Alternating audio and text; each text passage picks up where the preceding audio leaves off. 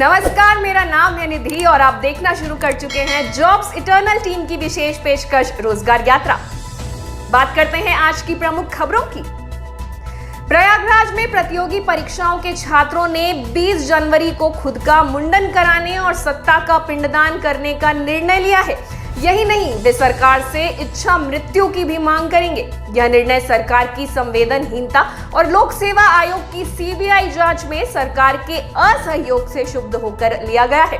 प्रतियोगी छात्र संघर्ष समिति के अध्यक्ष अवनीश पांडे ने कहा कि सरकार की संवेदनहीनता के कारण प्रतियोगियों को ऐसा कदम उठाना पड़ रहा है। सरकार को तुरंत सहानुभूतिपूर्वक प्रतियोगियों की मांगों पर विचार करना चाहिए। प्रतियोगी छात्र संघर्ष समिति के मीडिया प्रभारी प्रशांत पांडे ने बताया कि लोक सेवा आयोग की सीबीआई जांच के लिए एसआईटी का गठन किया जाए, साथ ही जांच भी तेजी से की जाए। पिछले 5 सालों में सीबीआई जांच के नाम पर छात्रों को गुमराह किया गया। अभी तक कोई गिरफ्तारी नहीं की गई, ना तो आयोग के भ्रष्टाचार में शामिल कर्मियों के खिलाफ नामजद अभियोग पंजीकृत करने की अनुमति दी गई। इसलिए प्रतियोगियों की मांग है कि सीबीआई जांच तेजी से पूरी करने के लिए एसआईटी का गठन किया जाए। जिनके खिलाफ सीबीआई नामजद अभियोग पंजीकृत करने की अनुमति मांग रही है, उन्हें तत्काल अनुमति प्रदान की जाए। इसके अलावा लगभग 600 भर्ती परीक्षाओं के 40,000 पदों की जांच के दोषियों को जेल भेजा जाए। बढ़ते हैं आज की अगली खबर की ओर। उत्तर प्रदेश शिक्षक पात्रता परीक्षा यानी यूपी टीईटी की तैयारी कर रहे अभ्यर्थियों को डर था कि 23 जनवरी 2022 को होने वाला एग्जाम कहीं स्थगित ना हो जाए। कोरोना के बढ़ते मामलों को देखते हुए यह अंदाजा लगाया जा रहा था, लेकिन राज्य के मुख्यमंत्री योगी आदित्यनाथ एग्जाम से संबंधित निर्देश जारी करते हुए कहते हैं कि एग्जाम 23 जनवरी 2022 को ही होंगे।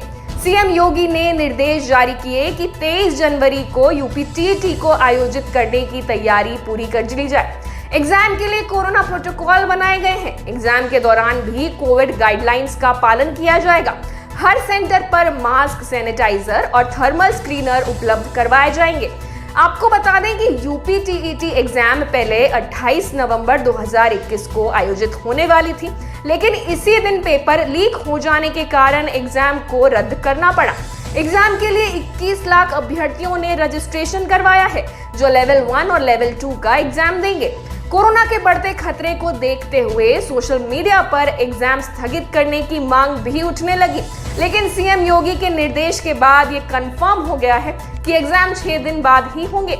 23 जनवरी को एग्जाम के बाद 27 जनवरी को आंसर की जारी कर दी जाएगी।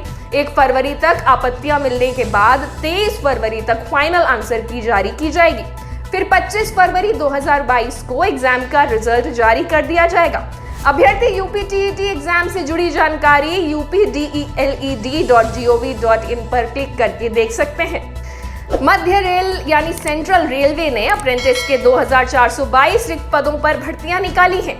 इन पदों के लिए 17 जनवरी 2022 से आवेदन प्रक्रिया शुरू हो गई है। अभ्यर्थी आधिकारिक वेबसाइट rrccr.com के जरिए 16 फरवरी 2022 तक आवेदन कर सकते हैं। इन पदों के लिए आवेदन करने वाले अभ्यर्थियों के पास किसी भी मान्यता प्राप्त बोर्ड से 10वीं पास होना चाहिए। साथ ही अभ्यर्थियों के पास नेशनल ट्रेड सर्टिफिकेट भी होना चाहिए।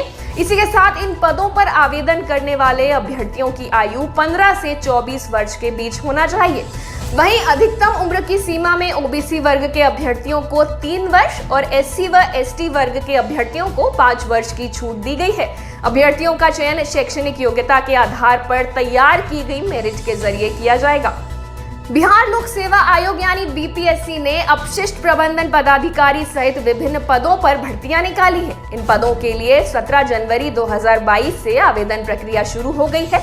अभ्यर्थी बीपीएससी की आधिकारिक वेबसाइट यानी bpsc.bis.nic.in के जरिए इन पदों के लिए 10 फरवरी 2022 तक आवेदन कर सकते हैं। जारी नोटिफिकेशन के अनुसार आयोग ने ये भर्ती नगर विकास और आवास विभाग के तहत निकाली है। सहायक लोक स्वच्छता एवं अपशिष्ट प्रबंधन पदाधिकारी के कुल 286 रिक्त पदों पर भर्तियों के लिए आवेदन मांगे गए हैं। इन पदों के लिए आवेदन करने वाले अभ्यर्थियों के पास किसी भी मान्यता प्राप्त विश्वविद्यालय से केमिस्ट्री या एनवायरमेंट साइंस में ग्रेजुएशन की डिग्री होनी चाहिए।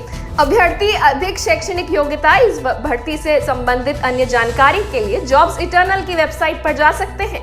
इन पदों पर आवेदन करने वाले अभ्यर्थियों की आयु 21 से 37 वर्ष के बीच होनी चाहिए।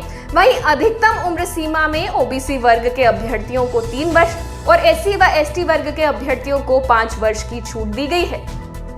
Centre for development of advance computing यानी सीडेक ने बेंगलुरु और चेन्नई में technical assistant, senior technical assistant, project engineer और प्रोजेक्ट एसोसिएट सहित कई पदों के लिए भर्ती निकाली है। इस भर्ती के लिए आवेदन की आखिरी तारीख 18 जनवरी 2022 है। सीडेक भर्ती के लिए आवेदन आधिकारिक वेबसाइट यानी cdec.in पर जाकर ऑनलाइन ही करना होगा। इसमें सीडेक बेंगलुरु में 130 वैकेंसी है, जबकि सीडेक चेन्नई में 19 वैकेंसी है। इस भर्ती के लिए योग्यता मानदंड की बात करें तो टेक्निकल असिस्टेंट पदों के लिए संबंधित डिसिप्लिन में डिप्लोमा और उसके बाद कम से कम 3 साल का संबंधित फील्ड में अनुभव होना चाहिए। प्रोजेक्ट इंजीनियर पद के लिए संबंधित डिसिप्लिन में फर्स्ट क्लास बीटेक या बीई की डिग्री होनी चाहिए। सीनियर प्रोजेक्ट इंजीनियर के लिए संबंधित डिसिप्लिन में फर्स्ट क्लास बीटेक या बीटेक की डिग्री होनी चाहिए। वहीं सहायक इंजीनियर पद के लिए संबंधित डिसिप्लिन में बीई, बीटेक, एमटेक या पीएचडी होना चाहिए। साथ ही कम से कम 10 साल का अनुभव होना भी जरूरी है। अधिक जानकारी के लिए आप जॉब्स इटर्नल की वेबसाइट पर जा सकते हैं। आज की रोजगार यात्रा में बस इतना ही। किसी भी सरकारी नौकरी के आवेदन और जानकारी के लिए आप डिस्क्रिप्शन में दिए गए लिंक पर क्लिक कर हमारी वेबसाइट jobseternal.com पर जा सकते हैं। अगर आप चाहते हैं कि देश की शिक्षा और रोजगार से जुड़े किसी मुद्दे को लेकर हम आपकी आवाज बने तो कमेंट या मेल करके जरूर बताएं। साथ ही इस कार्यक्रम द्वारा आपकी या किसी और की सहायता होती है तो लाइक और शेयर जरूर करें। धन्यवाद।